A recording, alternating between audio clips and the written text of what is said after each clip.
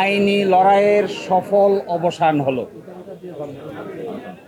বাংলাদেশ জামায়াতে ইসলামী আজকে বাংলাদেশের সর্বোচ্চ আদালতের রায়ের মাধ্যমে তার নিবন্ধন ফিরে পেল।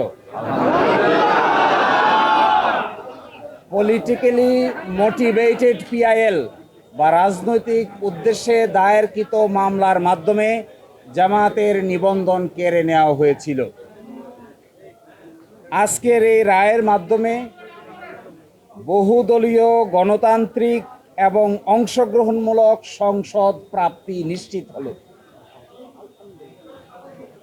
আমরা আশা করি এই রায়ের পরে বাংলাদেশে সঠিক নির্বাচনের মাধ্যমে প্রাণবন্ত সংসদ গঠিত হবে।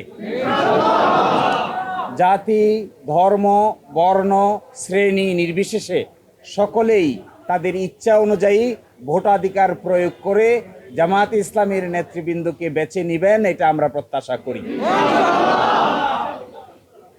এবং আমরা এটাও প্রত্যাশা করি বাংলাদেশের আগামী সংসদে ইন্টারেস্টিং এবং কনস্ট্রাকটিভ বিতর্ক হবে, যার মাধ্যমে ডেমোক্রেসি একটি স্থায়ী রূপ লাভ করবে।